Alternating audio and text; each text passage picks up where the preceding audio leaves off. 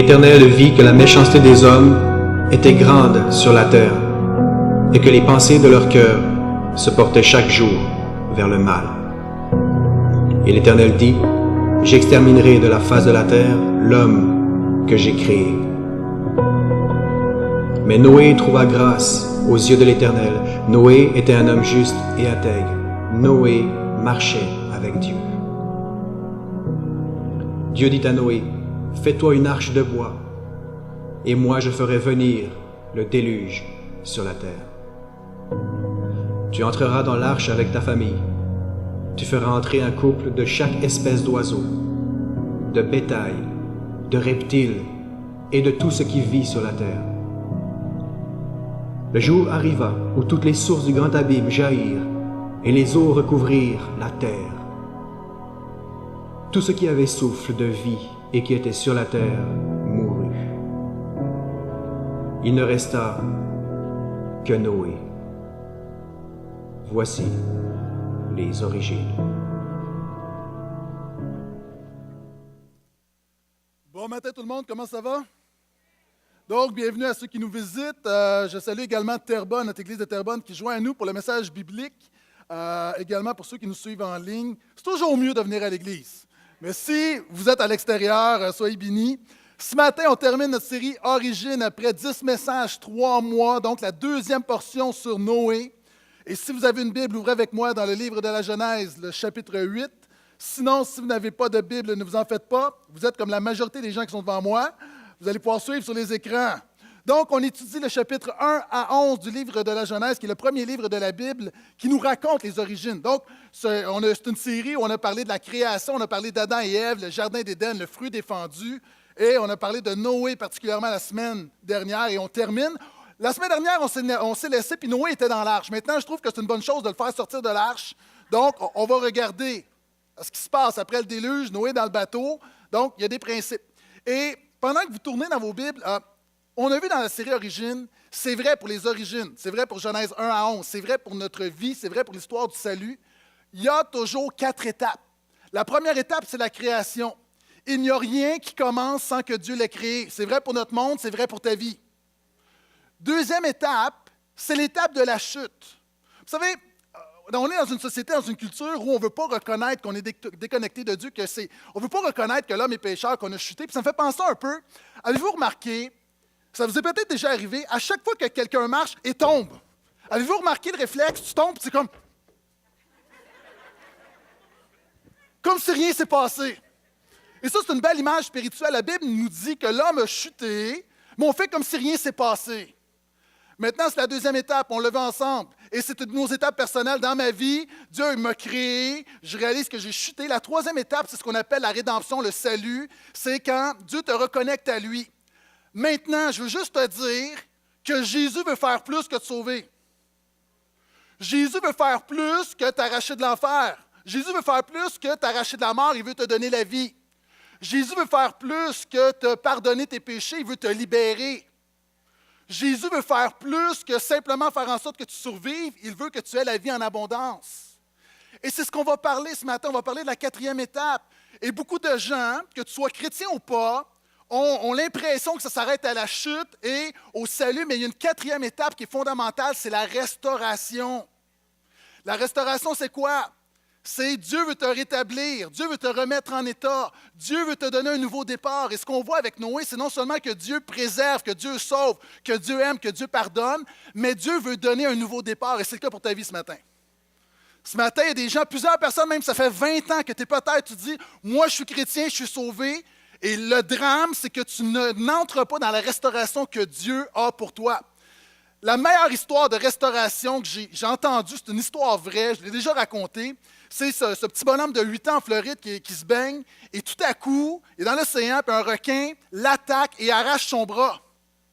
Et son oncle se baignait avec lui, puis son oncle, lorsqu'il a vu ça, c'est un garçon qui manque un bras, l'a pris, l'a amené sur la plage, il est reparti dans l'eau parce que le requin se promenait. Il a pris le requin, il a commencé à se battre avec le requin, il a arraché le bras du requin, il a ramené le bras et les docteurs ont recousu le bras. Ça se dit recousu ou recou, oui? Juste être sûr. Quand je m'emballe quelquefois, mes règles de grammaire, Ça, c'est la restauration. Plusieurs personnes ici, tu dis, Jésus m'a sauvé. Oui, tu n'es pas mort, mais tu n'es pas fort. Et la réalité, tu dois apprendre. Noé a appris, non seulement Dieu l'a préservé de la mort, mais il a appris que Dieu voulait le restaurer, voulait lui donner un nouveau départ. Et c'est ce qu'on va voir ensemble ce matin. D'ailleurs, le mot restauration, c'est intéressant parce qu'on l'utilise au niveau des arts. Un des tableaux les plus connus, c'est le tableau de Ces veilleurs de nuit de Rembrandt. Et ce tableau-là, c'est incroyable. C'est un tableau qui a été fait à peu près il y a 350 ans par Rembrandt. Et ce tableau-là a été attaqué. C'est incroyable. Il y a plusieurs années, un homme est arrivé avec un outil et a commencé à frapper le tableau. Des années plus tard, en 1975, un homme est arrivé avec un couteau. Un autre est arrivé avec de l'acide. C'est comme « cachez-le, cachez-le ». Okay, tout le monde attaque le tableau et la réalité, on l'a restauré. Quelques images, ça dure à peu près 1 minute en accéléré. Ça date de quelques années, de 75, donc d'à peu près 40 ans. Voici ce qu'on a fait avec un tableau qu'on considère comme un chef-d'œuvre. On peut le mettre, s'il vous plaît. Je vais commenter.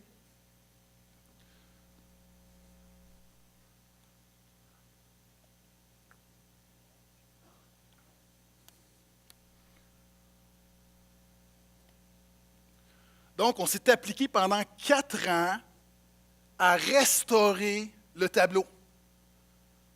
Pendant 4 ans, une équipe de gens compétents ont mis leur temps, leurs énergies pour vraiment le rétablir.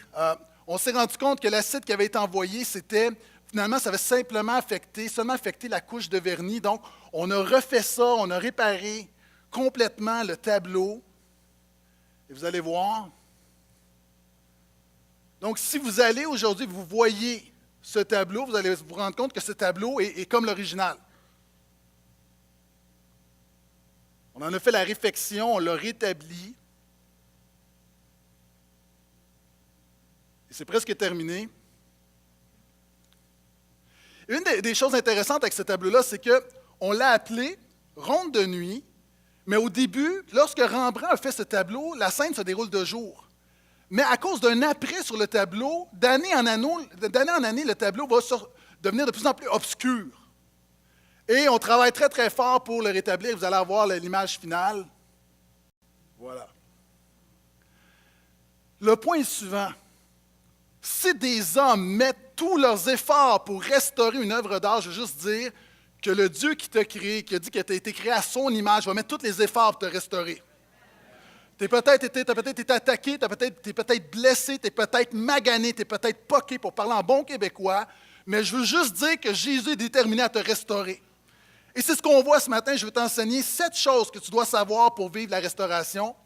Noé a dû entrer dans l'arche pour être sauvé. Et je ne referai pas mon message la semaine dernière. Je t'invite à écouter le message de la semaine dernière. C'est rare que je le fais, mais écoute le message numéro 9. C'est un des messages les plus importants que j'ai prêché. Maintenant, Noé a dû entrer dans l'arche pour être sauvé, mais il a dû sortir de l'arche pour entrer dans la vie que Dieu avait pour lui. Et je veux juste dire, il y a des gens ici, tu as dit la semaine dernière, Jésus est mon arche, Jésus tu me sauves, Jésus tu me préserves, Jésus tu es ma sécurité. Mais maintenant, tu dois sortir, tu dois apprendre à marcher et entrer dans la vie que Dieu a pour toi. Est-ce que je peux entendre amène à ça? Donc, on commence la lecture, versets 1 et 2 du chapitre 8. 7 choses que tu dois savoir pour vivre la restauration. Donc, Noé est dans l'arche. Dieu se souvint de Noé, de tous les animaux, de tout le bétail qui se trouvait avec lui dans l'arche. Dieu fit passer un souffle sur la terre et les eaux s'apaisèrent. Les sources de l'abîme et les fenêtres du ciel se fermèrent et la pluie fut arrêtée depuis le ciel. Premier principe, si tu veux vivre une restauration, si tu veux un nouveau départ dans la vie, la restauration commence avec Jésus. Ça semble évident, mais je vais le dire de manière brutale, pas de Jésus, pas de restauration. La restauration commence avec Jésus. La Bible nous dit que ça commence avec Dieu qui se souvint. Dieu qui se souvient d'une promesse qu'il a faite à Noé. Maintenant, écoutez-moi bien.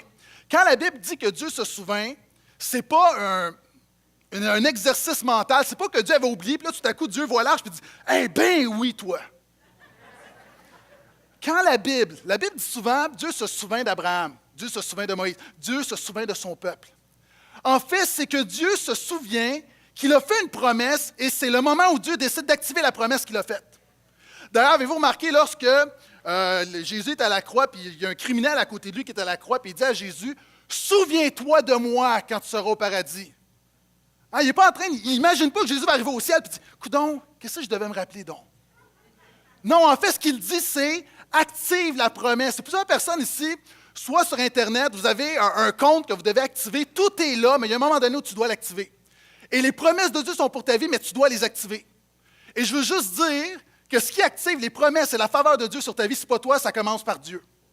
Et la première chose, je veux juste dire, il y a plusieurs personnes ici, tu veux t'en sortir, tu veux une meilleure vie, mais c'est rien comparé à ce que Dieu veut pour ta vie. Et ça, on voit un Dieu qui se souvient. Et quand je dis que la restauration commence avec Jésus, je veux juste dire également qu'un nouveau départ dans la vie, ça ne commence pas avec une bonne attitude, ça ne commence pas avec une bonne pensée, une bonne approche, une bonne décision, ça commence avec une bonne nouvelle. Souvent, il y a des gens qui viennent à l'Église, puis ils sont stimulés, sont inspirés parce qu'ils se disent « je reçois des bons conseils ». Je veux juste être honnête avec toi, des bons conseils ne changent pas une vie. Ce qui change des vies, c'est la bonne nouvelle de Jésus, l'évangile de Jésus, c'est-à-dire que par toi-même, tu ne peux pas y arriver, puis lui peut te donner un nouveau départ. D'ailleurs, un des plus grands intellectuels chrétiens qu'on a présentement, qui s'appelle Ravi Zacharias, qui a grandi dans un milieu hindou, qui a examiné toutes les religions, et lui a pris la décision un jour de devenir chrétien, à cause qu'en évaluant les religions, il s'est rendu compte que, par exemple, pour être libéré, tu dois suivre l'enseignement de Bouddha. Si tu veux vraiment vivre quelque chose dans l'islam, tu dois suivre l'enseignement du Coran. Si tu veux véritablement rentrer dans le plan de Dieu pour ta vie dans le judaïsme, tu dois suivre l'enseignement de Moïse. La différence avec le christianisme, c'est que tu ne dois pas suivre l'enseignement de Jésus. Ce qui fait la différence, ce n'est pas un enseignement, c'est une personne, c'est Jésus qui te transforme lui-même. Le christianisme est complètement unique, pas parce que les chrétiens sont meilleurs, mais parce que Jésus est meilleur. Jésus peut te transformer, Jésus peut te pardonner, Jésus peut te donner un nouveau départ, il veut te restaurer. Et ça commence avec Jésus. C'est intéressant parce que ce texte-là, les premiers versets nous font réaliser que c'est seulement Dieu qui peut arrêter le déluge dans ta vie. Tu vis une tempête, tu cherches à droite et à gauche. Là, il y a des gens ici, tu as besoin de commencer à croire pour plus. Pourquoi prier pour que Dieu pourvoie un parapluie quand il peut arrêter la pluie? Moi, je trouvais ça bon dans mes notes. Moi, je trouvais que c'était mon punch de la matinée, là.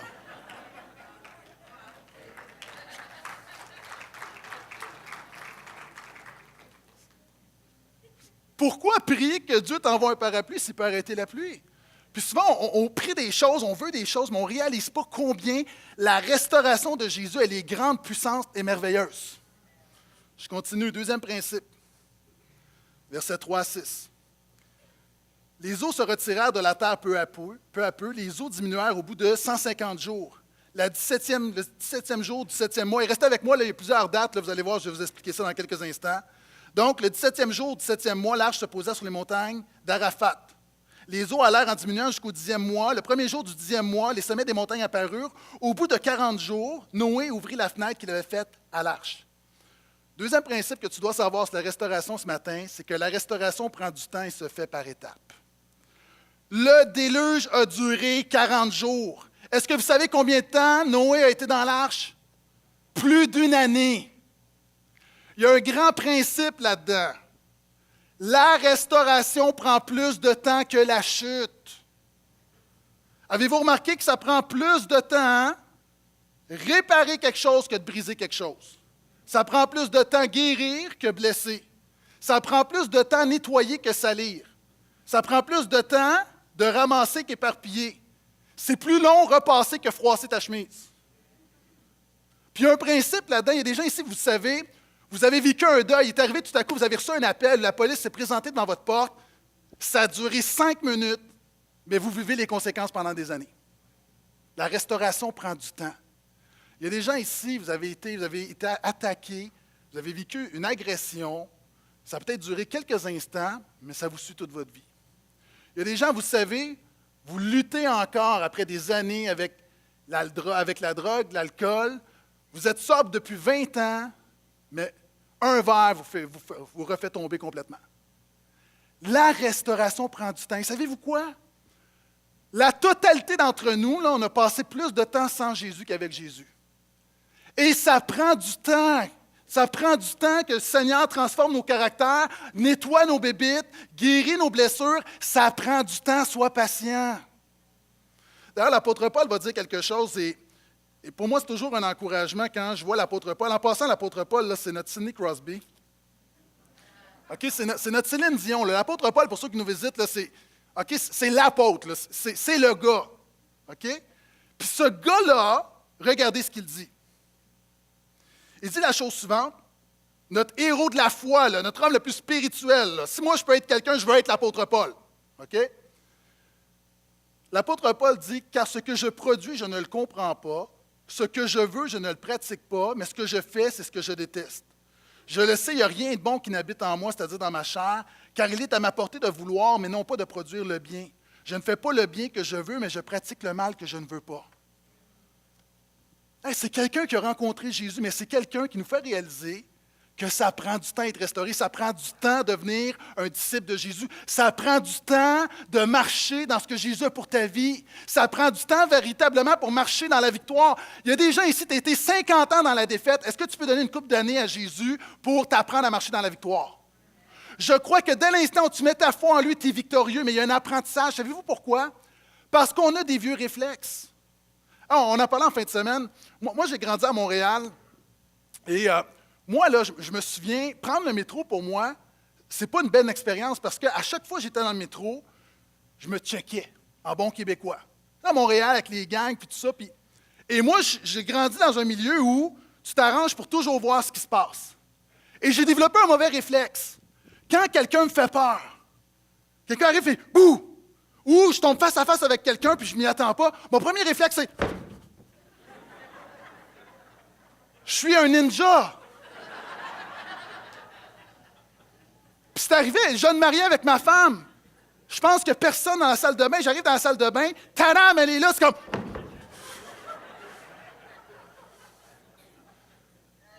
Je dois apprendre à me débarrasser de mes mauvais réflexes. Je dois apprendre à relaxer, à respirer par le nez. La réalité ici, il y a des gens, on a plein de réflexes pécheurs, plein de réflexes de rebelles à Dieu, plein de réflexes, je vais le faire par moi-même, plein de réflexes, je vis sans Dieu, et ça prend du temps. Et c'est pourquoi l'apôtre Paul dit, tu dois changer tes réflexes comment? Marche par l'esprit, non par la chair. Mais, OK, il y a du monde, là, vous avez plus d'expérience que moi, là. Est-ce que c'est facile de marcher par l'esprit? Merci pour les 3 personnes qui osent répondre. C'est pas facile, ça prend du temps. La restauration prend du temps et se fait par étapes. Regardez, versets 7 à 12. Noé, dans l'arche, et là, ça s'est calmé, la pluie a arrêté. Et là, la Bible nous dit, il lâcha le corbeau qui sortit et revint à plusieurs reprises, jusqu'à ce que les eaux aient séché sur la terre. Il lâcha la colombe pour voir si les eaux avaient baissé sur la terre, mais la colombe ne trouva pas de quoi se poser et revint à lui dans l'arche, car il y avait de l'eau sur toute la terre. Il tendit la main, la prit, la fit rentrer auprès de lui dans l'arche. Verset 10. Il attendit encore 7 jours et lâcha de nouveau la colombe hors de l'arche. La colombe revint à lui sur le soir. Elle tenait dans son bec une feuille d'olivier toute fraîche. Noé sut ainsi que les eaux avaient baissé sur la terre. Il attendit encore 7 jours, puis il lâcha la colombe, mais elle ne revint plus à lui.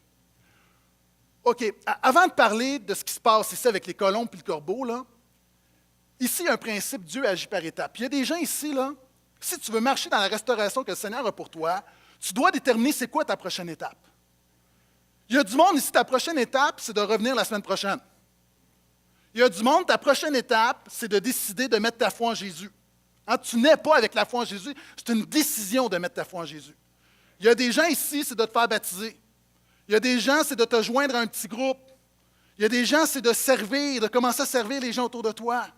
Il y a des gens, c'est peut-être de t'inscrire dans le cours de fondement spirituel. Puis là, il y a des gens, vous êtes devant moi, et vous dites, oui, mais tu dis toutes des affaires qui ont rapport avec l'Église. Oui, pourquoi? Parce que ce qui va déterminer le reste de ta vie, c'est ta foi. Si tu nourris ta foi, tu nourris ta vie. Et il y a des gens ici, ta prochaine étape, tu dois déterminer c'est quoi ta prochaine étape spirituelle. Et savez-vous quoi? Il y a des gens ici, il y a un drame où il y a des gens, tu as l'impression que tu n'as plus d'étapes. Tu as l'impression d'avoir fait toutes les étapes. Tu as l'impression d'avoir eu le baccalauréat du Seigneur. On ne gradue jamais de la vie chrétienne. On ne gradue jamais de la vie que Jésus a pour toi. Il y a toujours quelque chose à apprendre, il y a toujours une autre étape à faire. Si tu le crois, dis amen. Maintenant, mon troisième principe avec ce qu'on vient de lire, c'est que la restauration recherche la volonté de Dieu. Vous savez, c'est quoi la différence quand tu es dans la volonté de Dieu et quand tu n'es pas dans la volonté de Dieu? La différence, c'est la même qu'entre ramer toi-même ou avoir une voile, puis le Seigneur va souffler dedans. Il y a des gens ici présentement, tu essaies, tu rames, tu bûches, et tu ne réalises pas que le jour où tu entres dans la volonté de Dieu, tout à coup, il y a des choses qui sont beaucoup plus faciles qui prennent place. Maintenant, la question qu'on me pose le plus souvent, quand j'enseigne au collège biblique ou quand les gens me rencontrent, c'est comment discerner la volonté de Dieu? Comment savoir quelle est la volonté de Dieu pour ma vie? Bien, ici, avec le texte de Noé, on a des super bons principes. Premièrement, il va lâcher un corbeau. Pourquoi un corbeau? Un corbeau, c'est un animal robuste. Le corbeau, c'est un animal qui va voler très haut, qui va voir très loin, qui va voler très, très longtemps. Le corbeau, les marins, pendant très longtemps, utilisaient les corbeaux parce que le corbeau, il va voir la terre, il va aller en ligne droite. Le corbeau te donne la bonne direction. Il y a des gens ici, tu veux connaître la volonté de Dieu, tu as besoin de commencer à prier, Seigneur, montre-moi la bonne direction. Je veux juste dire la chose suivante, la bonne direction n'est pas toujours la direction la plus facile. On a un exemple dans l'Ancien Testament où pour le peuple de Dieu, la bonne direction, c'était de passer par la mer Rouge. La Bible dit, un proverbe qui dit, reconnais le Seigneur dans toutes tes voies, il aplanira ton sentier. Il y a des gens ici, la volonté de Dieu va te faire passer par un chemin difficile. Mais je veux juste dire que le chemin du Seigneur, souvent, c'est le chemin le plus droit. Il y a d'autres personnes qui sont devant moi, là, ton problème, c'est que tu essaies de défoncer des portes que Dieu a fermées. Moi, je l'ai déjà expérimenté dans ma vie. Il y a du monde ici, tu n'as pas le courage de prendre des portes que Dieu ouvre, mais il y a des gens ici, tu essaies, ça ne marche pas, et tu penses que Dieu te demande de persévérer, puis Dieu te demande juste d'arrêter. Parce que tu n'es pas dans la bonne direction. Et Noé, lorsqu'il envoie ce corbeau, ça lui montre la bonne direction. Puis c'est intéressant parce qu'ensuite, il va utiliser une colombe. Pourquoi une colombe? OK. Le corbeau va voler très, très longtemps. Le corbeau ne va pas dire nécessairement à Noé combien de temps qu'il y a entre lui et la terre. Le corbeau va simplement montrer la bonne direction. La colombe, c'est un animal beaucoup plus fragile, beaucoup plus dépendant. La colombe va démontrer la distance, va démontrer le bon timing. Noé sait que la terre a séché, il sait qu'il s'en va par là. Maintenant, il a besoin de connaître le timing de Dieu. Je veux juste déclarer que ce n'est pas tout de savoir ce qu'il faut faire, il faut que tu connaisses le bon temps que le Seigneur te demande de le faire. La Bible nous dit que Dieu fait toutes choses bonnes en son temps. Il l'envoie une fois, elle revient, ne trouve rien. Il l'envoie une deuxième fois, et elle arrive avec une branche d'olivier. Troisième étape pour savoir si c'est la volonté de Dieu pour ta vie, est-ce que ce que tu es en train de faire commence à porter du fruit? Il y a des gens ici, tu es dans un projet, tu es dans une relation stérile depuis des années. Bien, ça, c'est un indicateur que tu n'es pas dans la volonté de Dieu. Parce que quand tu es dans la volonté de Dieu, Jésus a dit, la volonté de mon Père, c'est que vous portiez du fruit. Il y a des gens ici, tu es dans une relation stérile, tu es dans un projet stérile, tu essaies des choses stériles qui ne portent pas de fruit, qui ne marchent pas, qui ne marcheront jamais, que Dieu ne va jamais bénir, parce que ce n'est pas la volonté de Dieu. Et ce n'est pas parce que tu t'achantes que Dieu tout à coup va bénir. Vous savez, souvent on dit, Seigneur, bénis ce que je fais, au lieu de dire, Seigneur, donne-moi la sagesse de faire ce que tu bénis. La quatrième étape, il renvoie la colombe, puis elle ne revient pas. Et c'est une confirmation pour lui. Il y a des gens ici, tu t'engages dans des projets vraiment importants et tu as besoin que non seulement que Dieu te montre sa volonté, tu as besoin que Dieu confirme sa volonté. Comment Dieu confirme sa volonté? F.B. Meyer, qui est un pasteur qui a vécu il y a très longtemps, raconte cette histoire un jour. Il revient en Angleterre par bateau, et tout à coup, pour arriver dans un port, c'est très, très large, c'est la nuit, et le capitaine du bateau dirige le bateau vraiment à un endroit bien précis, puis Meyer lui demande, mais comment tu sais que c'est le bon endroit? Comment tu sais que c'est vraiment cette direction-là, que c'est le bon timing, que tu dois aller là? Il y a des récifs partout, il y a des rochers, on peut tout fracasser, on peut couler. Comment ça se fait que tu as une telle assurance? Le capitaine a dit, tu vois, il y a 3 phares. Puis, par expérience, je sais que quand les 3 lumières sont vraiment synchronisées, je sais que le port est là précisément. Et Dieu fonctionne de la même manière. Tu veux savoir si c'est la volonté de Dieu? Est-ce que c'est biblique? Dieu ne te demandera jamais de faire quelque chose qui est contre sa parole. Deuxièmement, est-ce que tu as une conviction du Saint-Esprit? Troisièmement, est-ce qu'il y a des gens sages et matures autour de toi qui sont d'accord, qui trouvent que c'est une bonne idée? Il y a du monde, des fois, qui s'achantent, qui se disent « Non, non, j'ai une conviction, j'ai une parole du Seigneur, mais tu es le seul. Si Dieu te parle à toi, je crois qu'il peut parler à des gens autour de toi également. » Il y a une sécurité là-dedans. Est-ce que vous êtes toujours là? OK, on continue. Versets 13 à 19.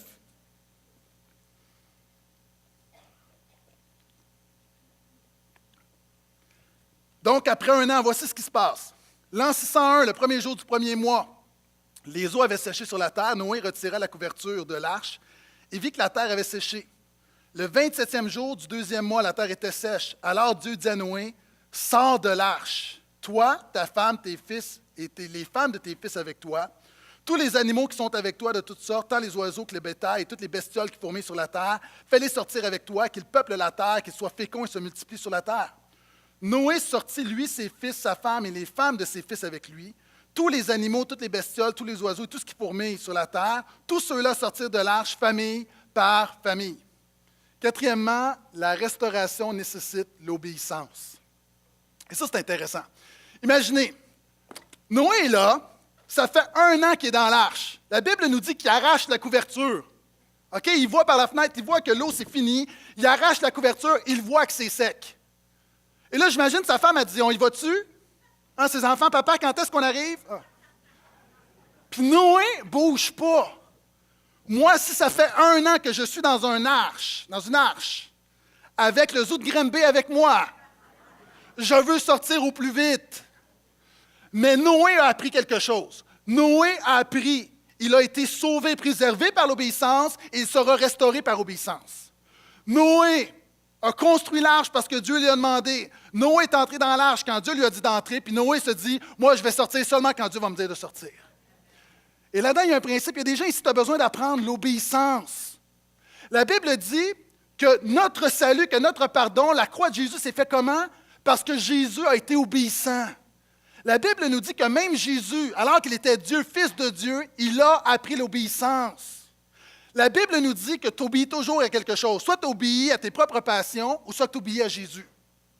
Il y a des gens ici, tu as besoin de comprendre que si tu veux marcher dans la restauration que le Seigneur a pour toi, tu dois commencer à obéir ce que Jésus te demande de faire. C'est drôle, il n'y a personne qui dit Amen à ça. Savez-vous pourquoi vous ne dites pas Amen? Parce que vous écrivez, ouais,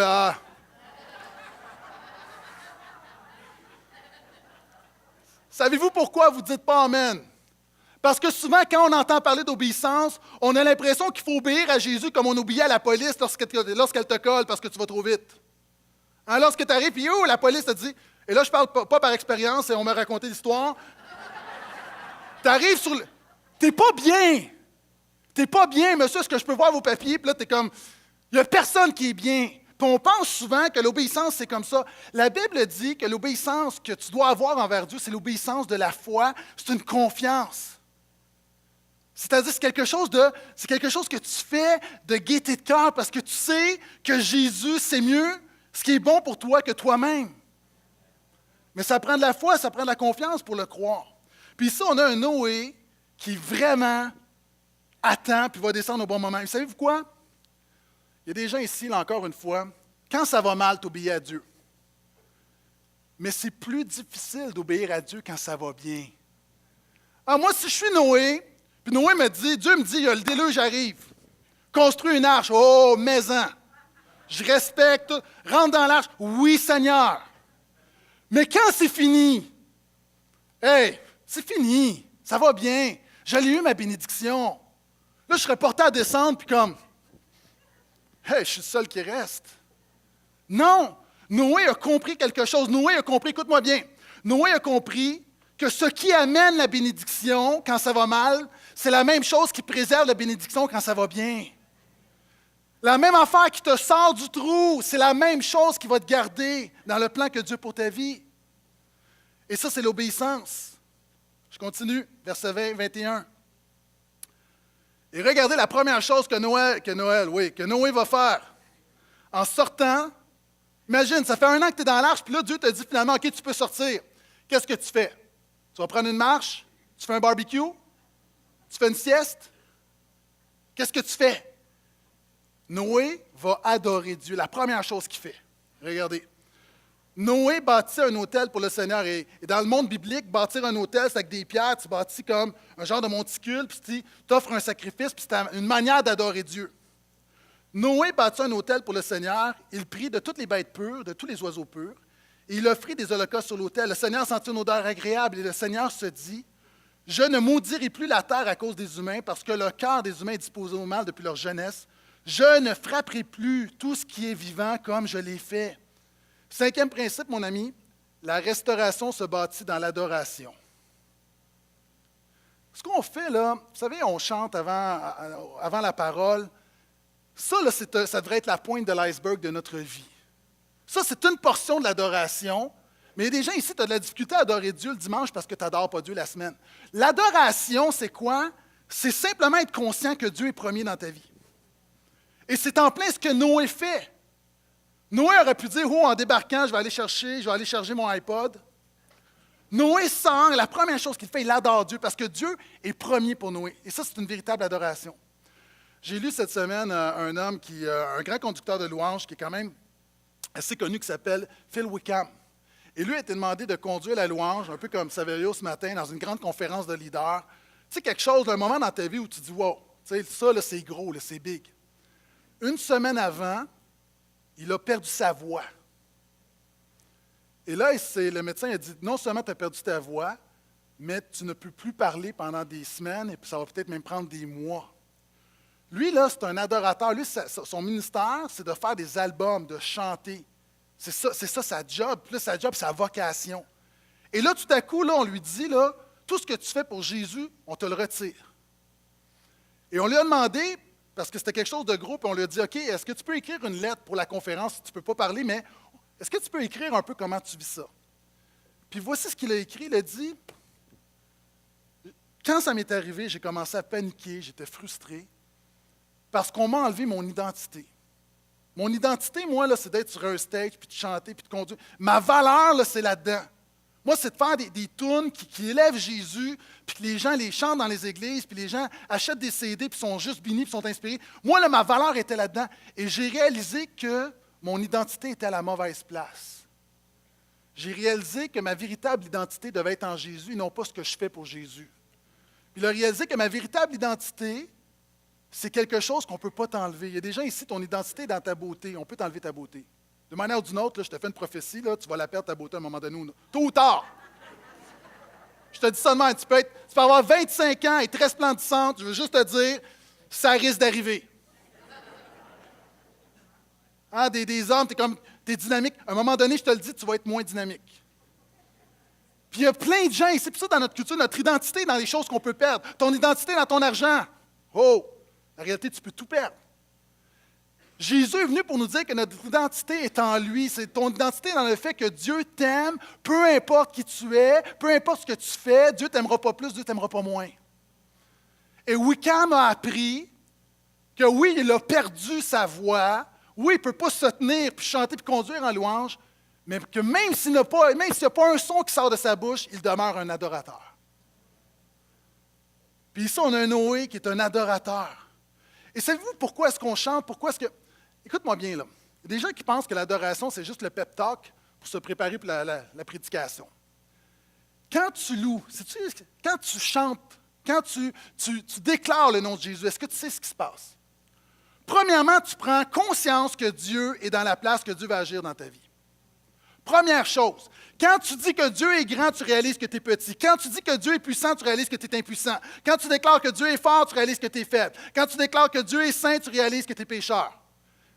Et quand tu réalises que Dieu, quand tu es conscient de Dieu, la deuxième chose que ça produit, ça te rend conscient de qui tu es. Et quand ça te rend conscient de qui tu es, en passant, si tu chantes, si tu viens à l'église, puis tu chantes, et tu n'as aucun sentiment de ton besoin de Jésus, tu n'es pas en train d'adorer. Tu fais juste chanter des chansons.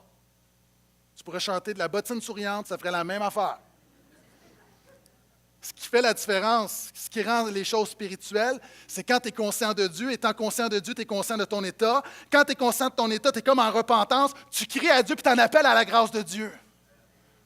Puis c'est ce que Noé est tellement conscient. En passant, je l'ai dit la semaine passée, Souvent, on dit Noé, c'est un homme. Non, Noé, c'est un pécheur qui a trouvé grâce. Puis lisez le reste du chapitre. Noé va virer une brosse, il va se mettre tout nu, il s'en va amener le... Là, il y a des gens qui disent, wow, c'est dans la Bible. OK, il va amener le déshonneur, ça va faire des problèmes dans sa famille. Même Noé a besoin de Jésus, a besoin d'un sauveur, a besoin d'être pardonné. C'est pas qu'il était mieux qu'un autre, Dieu lui a fait grâce. Et la Bible dit que Noé va offrir en sacrifice tous les animaux. De tous les représentants de tous les animaux. Hey, ça a dû prendre du temps. Et savez-vous, à l'époque, ce que tu faisais, tu confessais ton péché, tu dis par exemple, OK, je me sens hypocrite, je suis un menteur, OK, j'ai une mauvaise attitude. Hey, il y en avait des péchés à confesser, là. Mais imaginez la foi. Imaginez la foi, là. C'est-à-dire que tu arrives avec le bateau, il y a plein d'animaux en voie d'extinction, puis toi, tu commences à en sacrifier une couple. S'il y avait quelqu'un qui travaille pour Greenpeace avec Noé, ça ne passe pas. Mais est-ce que vous voyez la foi de Noé? C'est-à-dire, ça passait à ça d'être exterminé. Dans l'arche, il y a eu des bébés, puis là, tout à coup, Noé dit, encore une fois, il en offre en sacrifice. Pourquoi? Parce qu'il croit que Dieu multiplie, il croit que Dieu est plus grand que ça, puis il sait que Dieu, la première chose à laquelle Dieu l'appelle, c'est d'être un adorateur. Il y a des gens ici, si tu veux être restauré, tu as besoin d'apprendre à adorer Jésus. Tu as besoin d'apprendre à louer son nom. Tu as besoin d'apprendre à avoir un cœur plein de gratitude, à être reconnaissant. Est-ce que vous êtes toujours là? Verset 9, chapitre 9, verset 1, un petit verset. Dieu bénit Noé et ses fils et leur dit, « Soyez féconds, multipliez-vous et remplissez la terre. » OK. La restauration, c'est de nouvelles choses. La Bible dit, Dieu dit, je m'apprête à faire une chose nouvelle. Il y a des gens ici ce matin, je veux juste dire, là, ça peut être la première fois que tu rentres dans une église comme celle-ci, Dieu va faire quelque chose de nouveau dans ta vie.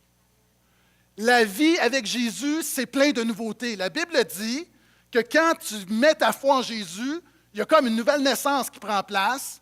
Tu es une nouvelle créature. Dieu te donne un cœur nouveau, un esprit nouveau. Tu rentres dans une nouvelle alliance. Même, tu as un nom nouveau. Dans la Bible, le nom, c'est ta destinée. Puis il y a des gens ici, le nom que tu avais un nom spirituel qui était mort, découragement, déception. Et là, tout à coup, ton nom, c'est vie, bénédiction. La Bible dit que Jésus met dans ton cœur un cantique nouveau. Et même qu'à la fin de toutes choses, il veut créer un nouveau ciel, une nouvelle terre. Être avec Jésus, c'est marcher dans la nouveauté. Si tu n'aimes pas le changement, ne deviens pas chrétien. Parce qu'il va changer ta vie barre en barre. Comme on dit en hébreu. Et le principe est le suivant. Il dit à Noé, soyez féconds, multipliez-vous, il est béni. Il dit exactement la même chose qu'il a dit à Adam, puis qu'il a dit aux gens avant lui. Et le principe est le suivant. La restauration, c'est de nouvelles choses, mais ce n'est pas une nouvelle parole de la part de Dieu. La parole de Dieu ne change pas. Il y a des gens ici, tu peux faire faillite, tu peux te divorcer, remarier, rétrograder, revenir, changer, transformer. Et à un moment donné, il y a des choses que Jésus te demandait, puis 20 ans plus tard, il te demande encore. Même la Bible nous dit que Dieu est comme un roc, puis tu peux tourner autour du rocher, mais à un moment donné, au bout de la ligne, le rocher est encore là. Puis il y a des gens, tu peux avoir échoué à ce que Dieu te demandait, il va te restaurer, mais ça ne fait pas en sorte que tu as l'autorisation de ne pas obéir à ce qu'il t'a demandé. Puis ici, on a un Noé qui veut marcher encore avec Dieu.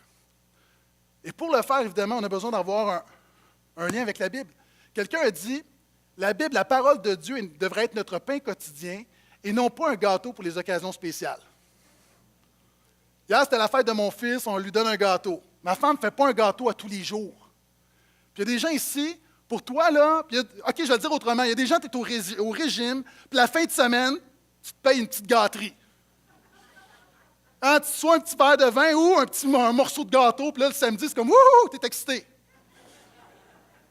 Puis ton lien avec la parole de Dieu, c'est la même chose. C'est dimanche matin, c'est le seul moment où tu as la petite gâterie spéciale, tu as le petit gâteau, alors que ça devrait être ton pain quotidien.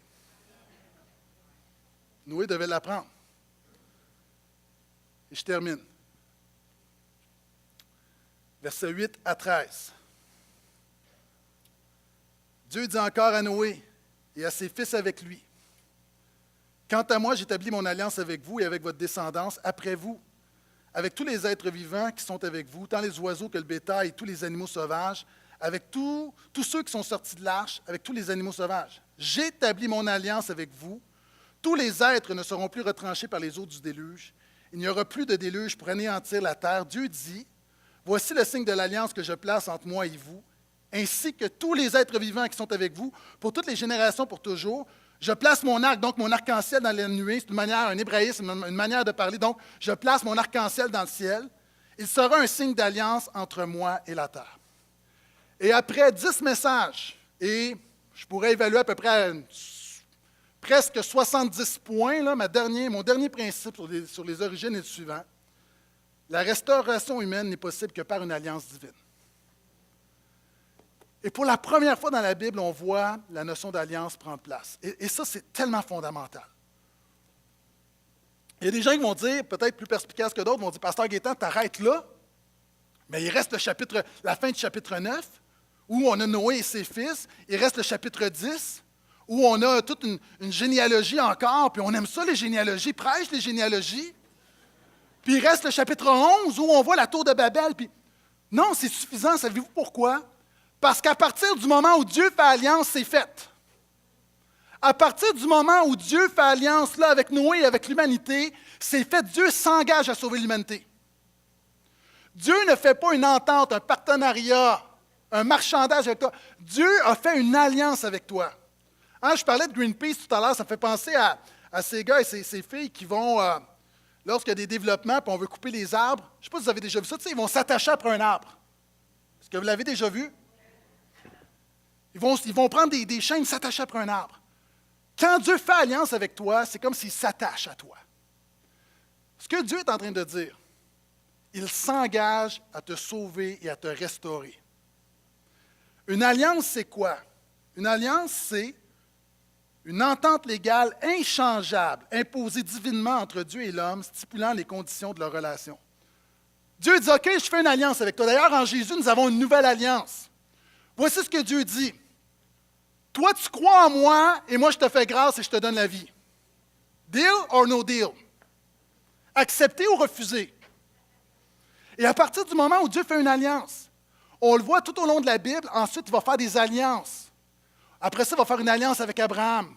Donc, c'est comme l'entonnoir. Après l'alliance avec Noé pour toute l'humanité, l'alliance avec Abraham pour le peuple juif, duquel va venir le Messie. Ensuite, il fait une alliance avec Moïse pour la loi, les 10 commandements. Ensuite, avec David, pour lui dire, voici de ton fils viendra le Messie. Et on sait qu'ultimement, aujourd'hui, nous avons une alliance avec Jésus. D'ailleurs, le Nouveau Testament veut littéralement dire une nouvelle alliance. La relation que Jésus a avec toi, quand tu mets ta foi en lui, c'est une alliance, c'est solide. Et dans toutes les alliances, il y a un signe. Avec l'alliance de Noé, c'était l'arc-en-ciel. Avec Abraham, c'était la circoncision. Je loue le Seigneur que je n'ai pas besoin de cette alliance aujourd'hui. Avec Moïse, c'est le sabbat. Avec David, c'est un descendant. Le signe de la nouvelle alliance avec Jésus, c'est quoi? C'est la croix, c'est que lorsqu'on prend la communion. Moi, j'ai une alliance. Avez-vous remarqué que le jonc l'appelle alliance? Pourquoi? C'est un signe. Qu'est-ce que ça veut dire? Ça veut dire que quand une jeune femme vient me voir et elle me dit « Hello, ça va? »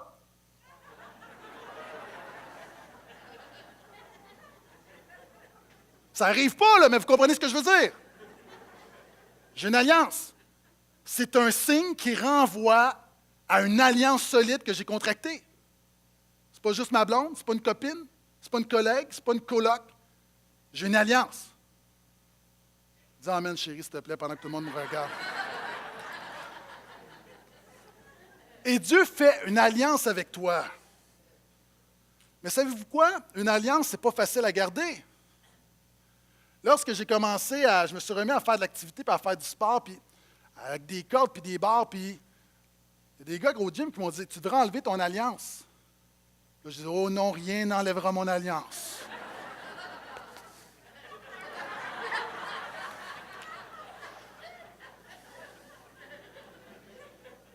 Mais savez-vous quoi? Savez-vous ce que ça donne un gars qui ne veut pas enlever son alliance? Ça donne ça. C'est vrai, c'est pas truqué. C'est pas facile.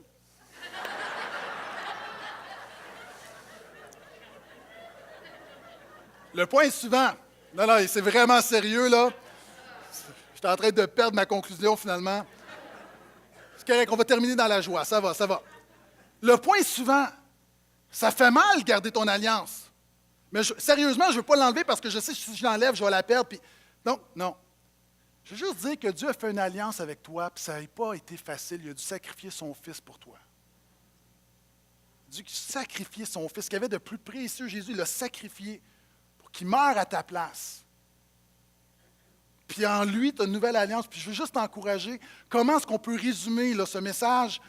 Puis comment est-ce qu'on peut résumer les 10 derniers messages? Puis comment est-ce qu'on peut résumer la Bible au complet? C'est par ta grâce seule que je suis sauvé, restauré, pardonné. C'est par ta grâce seule. Puis si on a une chose à retenir des origines, on en a vu, on en a couvert du terrain. C'est par ta grâce seule. Puis à partir de ce moment-là, quand Dieu dit « je fais alliance », c'est fini. C'est fini. Dieu s'est engagé et Dieu n'est pas un homme pour mentir. Amen. Puis ce matin, j'aimerais juste qu'on termine en se réjouissant en mettant... Il y a des gens ici qui ont besoin d'entrer dans cette alliance-là. Ce n'est pas pour tout le monde.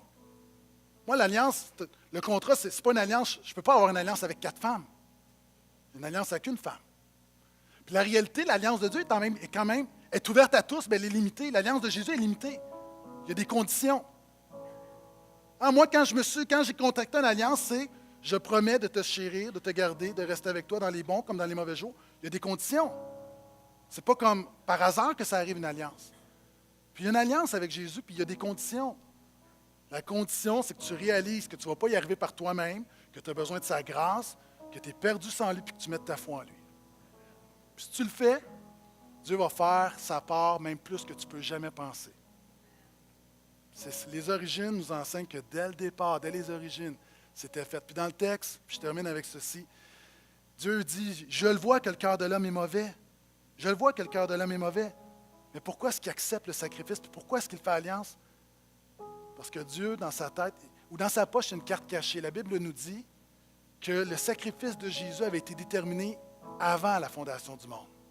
À partir de ce moment-là, ce n'est pas écrit, là, mais quand tu connais ta Bible, Jésus est là et Dieu accepte. Pourquoi? Parce qu'il sait que le sacrifice de Jésus va venir. Puis Noé, comme Adam, comme toi, comme n'importe qui, est sauvé par une personne, Jésus. Amen. Est-ce qu'on peut se lever, s'il vous plaît? J'aimerais simplement faire un mot de prière et après, on va demander à Terrebonne de se détacher pour terminer de leur côté. Seigneur, je veux te remercier pour ta grâce. Seigneur, je sais que je parle beaucoup de ta grâce et Seigneur, je ne me tanne pas de parler de ta grâce. Seigneur, je sais que des gens disent c'est trop, il y a trop de grâce, il y a trop de grâce. Et Seigneur, on ne peut pas avoir trop de grâce, on ne peut pas trop avoir d'air, trop respirer, c'est trop de vie. Seigneur, toute notre relation est établie par ta grâce et maintenue par ta grâce et je veux te louer pour ça, pour cette alliance. Plusieurs années, je suis entré dans cette alliance alors que j'étais indigne. Et encore aujourd'hui, je me sens indigne. Puis encore aujourd'hui, j'ai besoin d'un sauveur et je te loue du fait que tu m'acceptes tel que je suis, mais tu m'aimes assez pour ne pas me laisser tel que je suis. Merci pour cette nouvelle alliance. Merci pour, Seigneur, dès les origines, on voit ta grâce, on voit ton plan. Tu es un Dieu déterminé à sauver, à bénir, à restaurer tes enfants. Et je te prie, alors qu'on est en 2014, Seigneur, je prie qu'il y a des gens qui sont ici, qui sont entrés, qui n'étaient pas dans cette alliance, qui maintenant mettent leur foi en toi et entrent dans cette alliance de vie, de grâce, de bénédiction. Seigneur, pour chacun d'entre nous également, il y a plusieurs années, nous qui sommes entrés dans cette alliance, nous voulons renouveler. Seigneur, de la même manière que tu nous renouvelles ta grâce, tu renouvelles ta vie pour nous. Nous voulons renouveler notre foi, renouveler notre dépendance, renouveler notre dépendance envers toi. Et déclarer que tu es le seul Seigneur. Et alors que demain, le Québec ira voter, quelqu'un a dit, Philippe Yancey a dit, la politique met des lignes entre les personnes, mais Jésus vient briser ces lignes. Seigneur, merci pour notre nation où on peut avoir la foi librement. On pense à des frères et des sœurs dans des pays où ils sont persécutés à cause de leur foi. Et Seigneur, je te prie que ta volonté se fasse. Seigneur, chacun d'entre nous, on a des opinions politiques différentes. Mais je te loue du fait que notre unité n'est pas dans un parti politique, notre unité est en Jésus seulement. Et Seigneur, même si on réalise que c'est important, la politique, c'est secondaire. La politique ne change pas des vies. La politique ne permet pas de mieux dormir la nuit. La politique n'arrache pas de l'enfer. La politique ne restaure pas un passé blessé. On réalise en même temps, tu nous appelles à prier pour nos autorités. On veut prier maintenant pour ceux qui se présentent. Seigneur, on prie que dans ta grâce, que tu fasses en sorte que des hommes et des femmes intègres soient élus. Seigneur, alors qu'il y a beaucoup de cynisme, alors qu'on parle d'un grand ménage. Seigneur, on te prie simplement que toi, mets ta main sur notre province. Mets ta main sur notre province. Et alors qu'il y a eu plusieurs enjeux, on parle d'économie, de santé, de souveraineté. Seigneur, je te prie que tu fasses réaliser à tous les Québécois que leur plus grand besoin, c'est d'être réconciliés avec toi, Jésus. Donc, je te donne gloire, je te donne honneur, louange. Merci pour ta parole, merci pour ces 10 semaines. Seigneur, ta parole qui, encore une fois, m'émerveille. Et en terminant cette réunion, nous voulons simplement te célébrer et louer ton nom, au nom de Jésus. Amen.